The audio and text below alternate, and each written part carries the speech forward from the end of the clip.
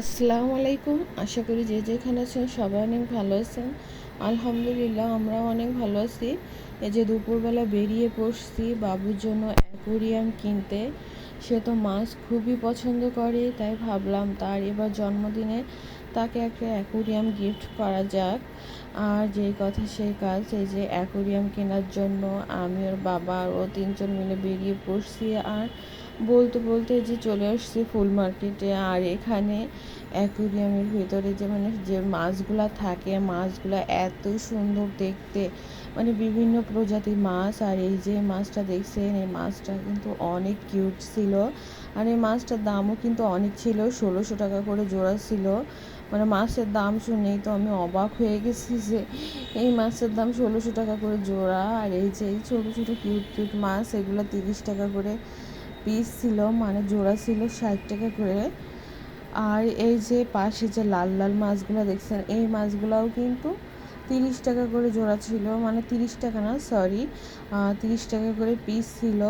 মাছগুলো খুবই কিউট ছিল, এই মাছগুলো তো আমার অনেক ভালো লাগছে। আমি তো ভাবছি এই মাছগুলো নিব।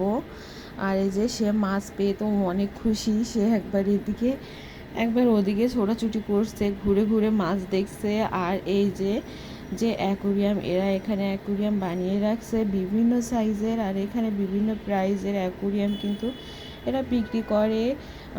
2300 টাকা করে, তারপর 3000 টাকা করে, 2800 টাকা করে, এরকম প্রাইজের ছিল। আর এই যে অ্যাকুরিয়ামের ভেতরে দেওয়ার জন্য বিভিন্ন গাছ আর শামুক, সেগুলাও কিন্তু এরা বিক্রি করছিল। এখানে সব কিছু পাওয়া যায়। গাছগুলা কিন্তু আলাদা কিনতে হবে। আর এর ভিতরে দেওয়ার জন্য যে যে শামুকগুলাও কিন্তু আলাদা কিনতে হবে। বিভিন্ন সমুদ্রের গভীরে যে শামুকগুলো দেখা যায়, সেই শামুকগুলাই কিন্তু এরা বিক্রি করতেছে। আর এগুলা কিন্তু অ্যাকুরিয়ামের ভিতরে রাখলে অনেক সুন্দর দেখা যায়।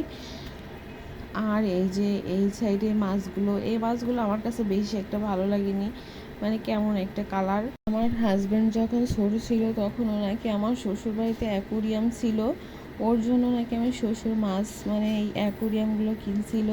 আর ওনাকে মাছগুলো করতো, যত্ন করতো। আর এখন ওর ছেলেও ওর মতো অনেক মাছ পছন্দ করে।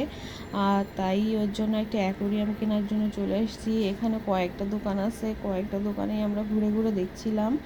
আর এই যে এইগুলা কিন্তু অ্যাকোরিয়ামের ভিতরে রাখলে অনেক সুন্দর দেখা যায়, অনেক ভালো লাগে দেখতে। আর বাবু তো যেই শুনছে গোল্ড ফিশ ওর বাবার মুখে, ও তো তখন থেকে গোল্ড ফিশ করছে। রাস্তা দিয়েও সাধারণত হাঁটতে চায় না, কিন্তু এই মাছের লোভে ও আজ রাস্তা দিয়ে হাঁটছে। আর ওই এমনিও মাছ খেতেও কিন্তু অনেক পছন্দ করে, অন্যান্য খাবার তেমন পছন্দ করে না। হোক, সবাই ভালো থাকুন, সুস্থ থাকুন। ভিডিওটি ভালো লাগলে অবশ্যই লাইক কমেন্ট শেয়ার করে দিবেন। আবার দেখাবো অন্য এক ভিডিওতে। আজ এ পর্যন্ত, আল্লাহ হাফেজ।